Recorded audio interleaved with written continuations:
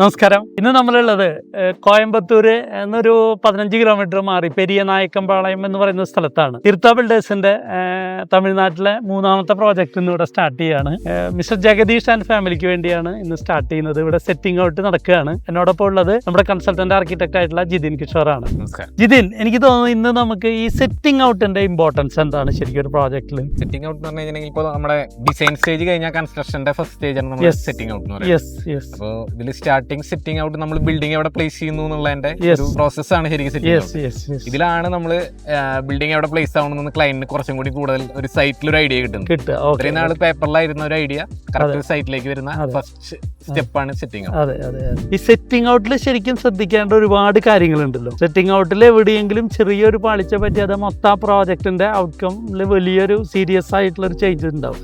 അപ്പൊ ശരിക്കും ഇതിൽ വരാവുന്ന മിസ്റ്റേക്കുകൾ, ശ്രദ്ധിക്കേണ്ട ഭാഗങ്ങൾ എന്തൊക്കെയാണ് സെറ്റിംഗ് ഔട്ടിൽ? സെറ്റിംഗ് ഔട്ടിൽ എന്ന് പറഞ്ഞു കഴിഞ്ഞിട്ടുണ്ടെങ്കിൽ 2-3 കാര്യങ്ങളാണ്. ഒന്ന് മെയിൻ ആയിട്ട് നമ്മുടെ റൂൾസിൽ വരുന്ന സെറ്റ് ബാക്സ്, അത് നമ്മൾ കാര്യമായിട്ട് ശ്രദ്ധിക്കേണ്ടതുണ്ട്. ഇല്ലെങ്കിൽ നമുക്ക് ഭാവിയിൽ കംപ്ലീഷനൊക്കെ വലിയ പ്രശ്നങ്ങൾ വരാം. ഇപ്പൊ ഒരു വലിയ സൈറ്റ് ആണെങ്കിൽ അങ്ങനത്തെ കോംപ്ലിക്കേഷൻസ് ഉണ്ടാവില്ല. ചിലപ്പോൾ ഇഷ്ടംപോലെ പക്ഷെ ലിമിറ്റഡ് പ്ലോട്ട് ആണെങ്കിൽ, ചെറിയൊരു പ്ലോട്ട് ആണെങ്കിൽ ഈ സെറ്റ് ബാക്സിനൊക്കെ എനിക്ക് തോന്നുന്നു ഇന്നത്തെ കാലത്ത് മെജോറിറ്റി വരുന്ന ഈ ലിമിറ്റഡ് പ്ലോട്ടുകളാണ്. അതായത് ഇപ്പൊ നമ്മളൊരു 10 സെന്റ് പ്ലോട്ട് ഉണ്ടെങ്കിൽ പോലും ഇപ്പൊ 10 സെന്റിൽ മൊത്തമായിട്ട് വീട് വെക്കുന്ന ഒരു അവസ്ഥയായിരിക്കും.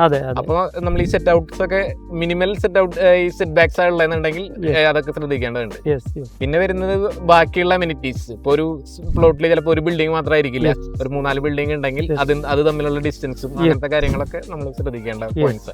പിന്നെ കിണർ, സെപ്റ്റിക് ടാങ്ക്, ഇതൊക്കെ അതിൽ നിന്നുള്ള ഡിസ്റ്റൻസുകൾ അതൊക്കെ മെയിൻ ആണ്, ലീഗലി ശ്രദ്ധിക്കേണ്ട കാര്യങ്ങളാണ്. പിന്നെ എനിക്ക് തോന്നുന്നത് പലപ്പോഴും ഈ സെറ്റിംഗ് ഔട്ട് ചെയ്യുമ്പോൾ നമ്മുടെ റൈറ്റ് ആംഗിളിന്റെ ഇമ്പോർട്ടൻസ് എന്താണ് ശരിക്കും? പലപ്പോഴും മിസ്റ്റേക്ക് വരുന്നതായിട്ട് പല സ്ഥലത്തും കണ്ടിട്ടുള്ളത്.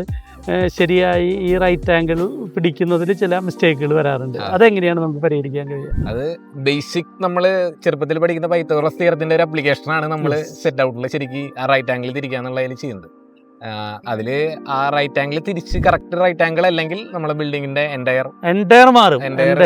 ചെറിയൊരു ചേഞ്ചസ് പോലും, ചേഞ്ചസ് പോലും വലിയ റിഫ്ലക്ഷൻ ആണ് ഉണ്ടായത്.